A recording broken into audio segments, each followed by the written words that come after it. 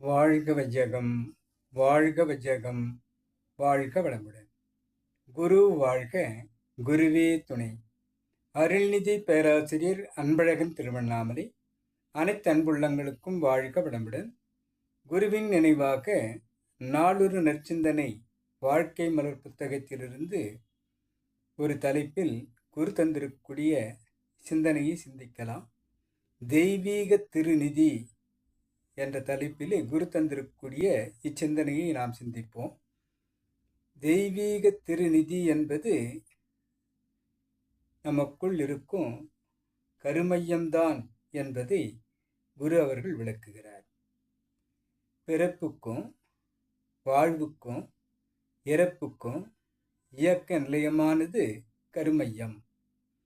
அந்த கருமையம் காந்த சுழலின் மையம் என்றும் உயிரிழக்க சூக்கும இயக்க மையம் என்றும் விந்துநாத குழம்பின் இருப்பு மையம் என்றும் மூன்றும் சேர்ந்த ஒரு மையம்தான் கருமையம் என்பதை கூறி, இம்மூன்று மையமும் ஒன்று சேர்ந்த உயிரின மறைபொருள் புதையல் என்று கூறுகிறார்.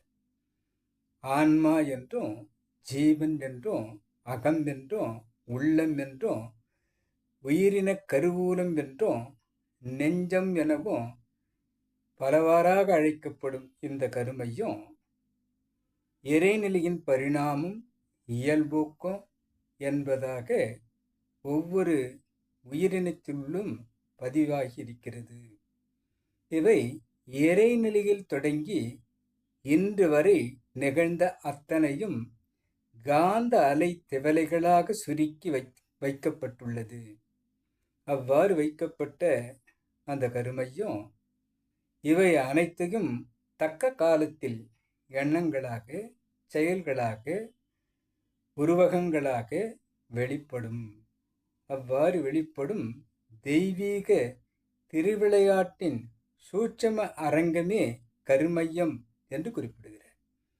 ஆக கருமையம் என்பது ஒவ்வொரு உயிரினத்துள்ளும்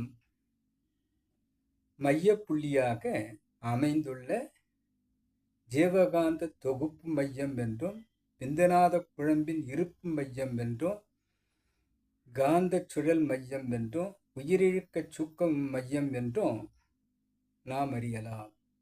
அவ்வாறு அனைத்தையும் இறைநிலையிலிருந்து இன்று வரை அனைத்தையும் பதிவாக்கி வைக்கப்பட்டுள்ளது.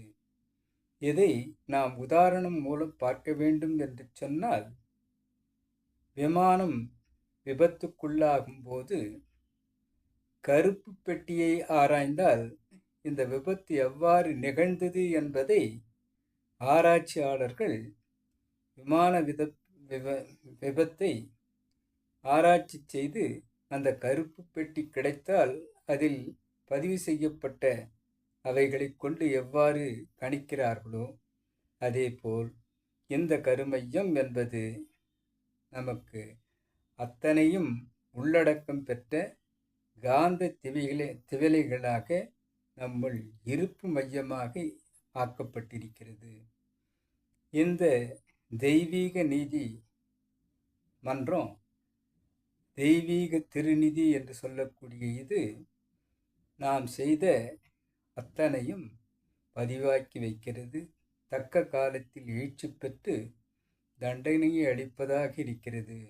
இதிலிருந்து யாரும் தப்ப முடியாது என்பதை எண்ணம், சொல், செயல் இவைகள் மூலம் வெளிப்படுவதாக இருக்கிறது.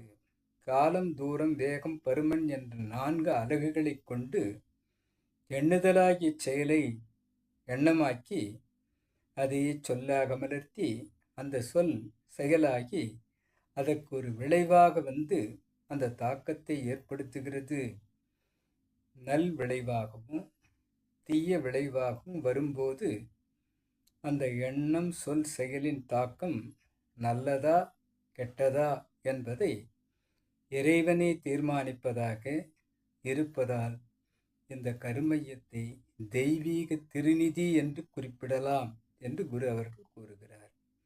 ஆக இவை அனைத்தும் தக்க காலத்தில் எண்ணங்களாக செயல்களாக உருவாகங்கள் வெளிப்படும் தெய்வீக திருவிளையாட்டின் சுக்கும அரங்கமே கருமையம் என்பதாக இருக்கிறது. ஆக கருமையம் என்பது தெய்வீக திருநிதியாகும். இந்த திருநிதி மாற்றவோ அதை அழிக்கவோ முடியாது. அது ஒரு தெய்வீக பெட்டகம். அதற்குள் என்னெல்லாம் இருக்கிறதோ அது வெளிப்பட்டே தீரும்.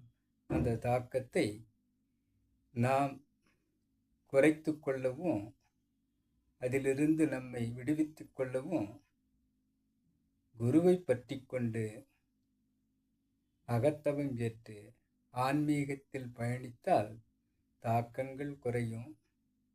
தலைக்கு வருவது தலப்பாயோடு போவதாக, நம்மை மாற்றுவதாக அதை அமைத்து கொள்ள முடியும். எத்தனை பிறவி தொடராக எடுத்த தீவினைகளையும் இப்பிறவியிலேயே போக்கி இறைநிலையை உள்வாங்குவதற்கு, இன்ட்யூஷன் ஆக்குவதற்கு, அந்த வீடு பேரை பெறுவதற்கு, அந்த சமாதி நிலையை நாம் அடைவதற்கு ஒவ்வொருவரும் ஆன்மீகத்தில் பயணித்து தக்க குருவை அணுகி முயற்சி செய்து வந்து பயிற்சிகள் எடுத்துக்கொண்டு பயிற்சிகளை பழக்கமாக்கி கொண்டு, யார் கேட்டாலும் இந்த பயிற்சிகள் செய்வது எனக்கு வழக்கம் என்று மாற்றுபவர்கள் அனைவருக்கும் இந்த தெய்வீக திருநிதி நன்மை அளிப்பதாக, பயனளிப்பதாக, பயன் அந்த தெய்வீகமே நமக்கு தருவதாக, நம் கர்மையத்தை தூய்மையாக்கக்கூடிய, புனிதப்படுத்தக்கூடிய அந்த நிலை ஒவ்வொரு மனிதரும் ஆன்மீகத்தில் பயணித்து குருவை பற்றி கொண்டு பயணித்தால் சாத்தியக்கூறி இருக்கிறது என்று கூறும். குருவினுடைய இந்த தெய்வீக திரு நிதியான கருமையத்தை உணர்ந்து கொள்வோம், தெரிந்து கொள்வோம், தெளிந்து கொள்வோம், பயன் கொள்வோம். இந்த விளக்கத்தை என்னுள் ஏற்படுத்திய இறைநிலைக்கும் இந்த புனித கருமையத்தை நமக்கு விளக்கமாக்கி கொண்டிருக்கக்கூடிய நமது குருநாதருக்கும் இதுகாரம் செவிமடுத்த அனைத்து அன்பு உள்ளங்களுக்கும் நன்றி, நன்றி, நன்றி. வாழ்க வளமுடன் நினைவாக்கி நிறைவு செய்கிறேன். வாழ்க வளமுடன்.